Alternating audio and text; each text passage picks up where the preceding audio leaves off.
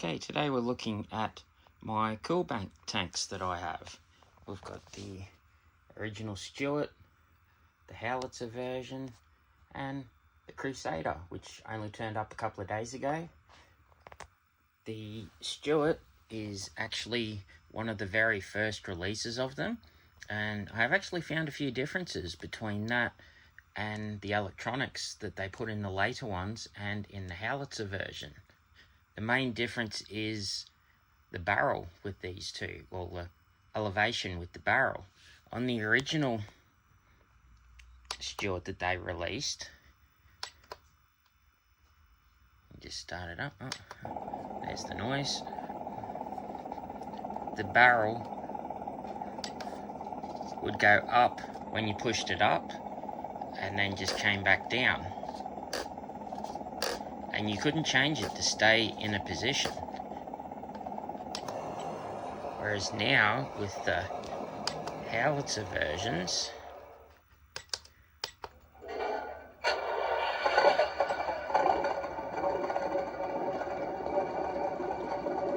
you can actually set it up so that when you push the barrel down, it will stay down.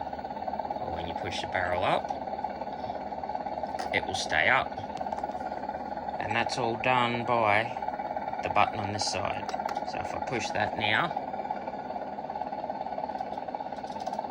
it now reacts just like the early Stewart. So that's just a little bit of difference that they've made along the way, which I think is quite good, so that you can have it set up how you like it. And then the Crusader. Well, this will do pretty much the same thing with the barrel.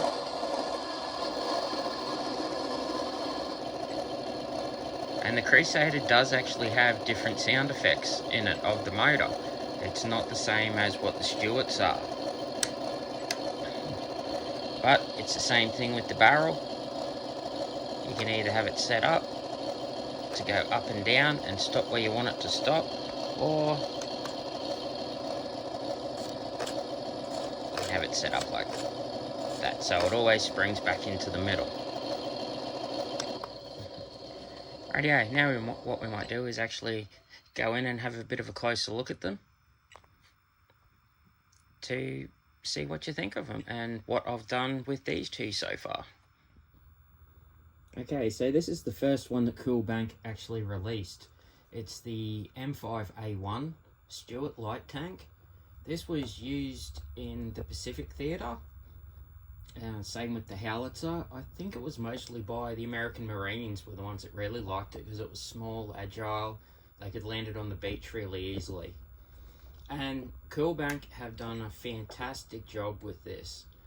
So it has everything that most other tanks come with, as in the sound, lights on it, you've got the smoke unit in the back, you've got full 360 turret rotation, so you don't have to worry about your wires getting mixed up inside. It's also servo elevation and servo recoil as well, which is something that you've got to add to the Henlong tanks. But this already has it for the elevation, the recoil, and also the turret turning as well. And the sound in this is actually not too bad. It actually has the two separate engines starting together. When you get this, it's just a pretty plain green colour, just with a couple of highlights around the edge. But I've gone and weathered it just a little bit. So, as you can see, it's got a little bit of weathering on it, like it has been used. It's probably not the best light to have a look at it in, but yeah, just a little bit of weathering all over it. And then the back of it as well. And you do have the backlights in this. One's, yeah, as you can see, one's white or clear and the other one is red. And then you've also got your front headlights as well, which they actually have little model lenses in them. They're not just a clear plastic disc that's on there. So it is a pretty good little model for the price, and you've got the things like the hatches can open there. They can open on the top as well. And when you need to do the battery, just turn the turret. The battery compartment is right in there. Something else that they put on the later ones is actually magnets in the corners here and on the door as well. I'll be able to show you that on the Howitzer one, because this one doesn't have them.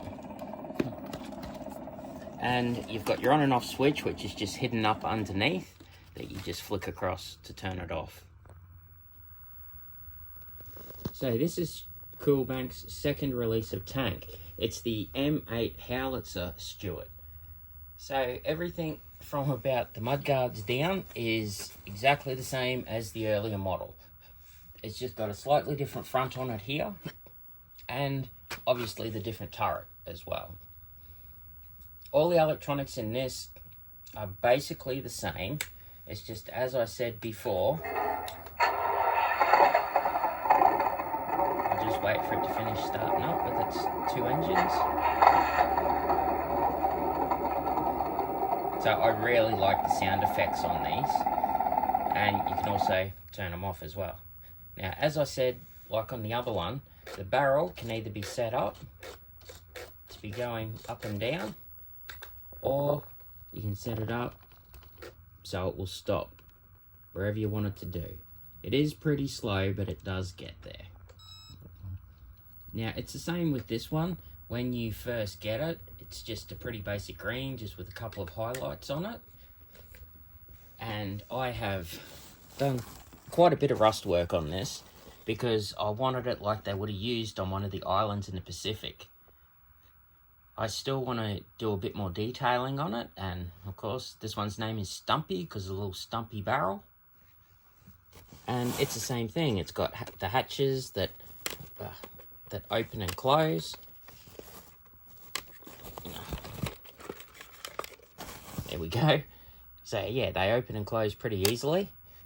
And the battery is located in the same position.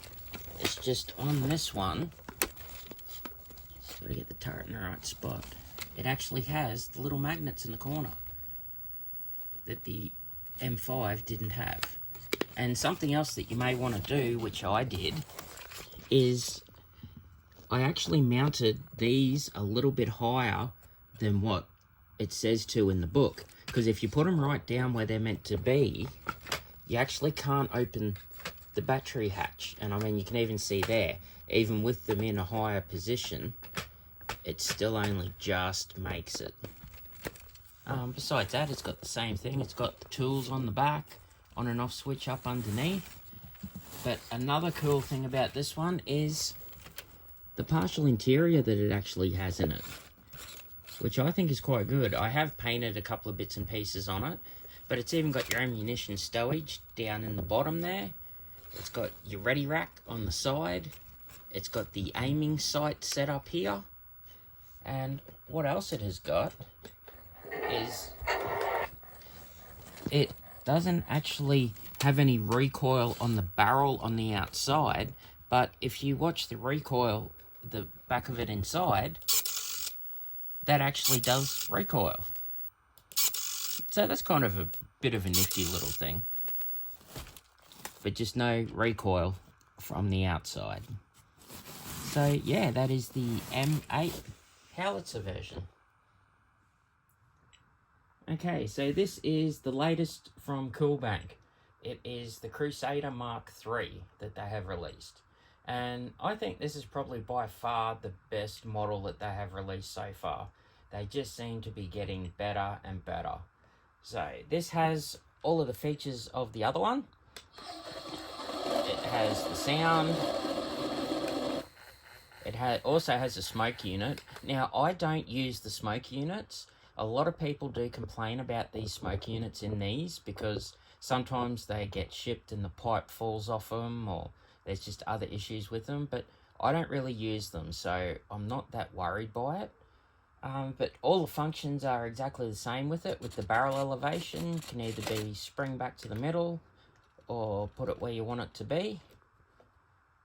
And something else that this one has is the extra light on the side of the turret that is individually turned on and off from the headlights. So that's a cool little feature that they've added. Now, on the front here, we actually do have a couple of hatches that you can open and close. You've got the driver's hatch, which you can open and close. And on the front here is actually where you put the battery. So you just lift that up, that hatch up, and then that whole panel comes out, and that's where your battery is. And the speaker is actually just behind there. So that's a pretty good option, and it also has the magnets on it to hold it in place as well. And then if we turn around to the back of the tank, you can lift this panel off here, and that's where you put your smoke oil if you do want to use the smoke unit. And same thing, it's got magnets that just hold it into place. This one also has the opening doors on the back, which has the on and off switch in it as well. So that's a pretty good place to actually hide it in somewhere, not just up under something. So I thought that was pretty cool. And it also has written on this back door, I don't know if you'll be able to get it on the right angle, it says Jennifer. Now, does anybody know why it has Jennifer written on it? I've been trying to find out, but I just can't find any information anywhere about it. And this one, unfortunately, is missing one of the pieces that go on here. But I have contacted Coolbank, and they're actually going to send that part out to me. So I'm pretty happy with that. On the turret as well, we've got the rear compartment that opens and closes. I've actually just stored the little antenna in there, because it has like a little whip antenna that just goes in the top there that would break off very easily. And also the doors on the turret as well open up. So I actually think that, yeah, if they're going to keep making tanks like this that are just getting better and better and better, they're really going to be a company that are going to have some really nice releases of tanks. So I really can't see what they're going to come up with next. I have seen a couple of posts about the Matilda 2, and I'm really hoping that they do get that underway, because it's good to see a company making some different tanks to just the ordinary ones that Henlong, Toro, Matto make. It's just good to have a bit more variety on the market. So I just thought I'd have one final look at the three of them together. You can also get the cool bag as well, or Coolbank bag, which fits the Stewarts in it perfectly. The Crusader doesn't fit. I'm not sure if they have made a bigger one for it or not. And something else I forgot to mention with the Crusader is these ones actually do have the track tensioners located in here. Now, it does come with little covers to put on top, but to actually tension the tracks, you just use the Allen key that is supplied, fits in there, and you turn it clockwise to loosen it, and anti-clockwise to tighten your tracks up. And what that does is moves your idler backwards and forwards, which again I think is an absolute great addition to this tank, and I hope they continue doing something like that in their future models. So all in all, that's my Coolbank tank collection so far. I'm so happy with it. I think they're a great company, not only for what they're producing, but for the aftermarket service that they offer you as well. And thanks for watching.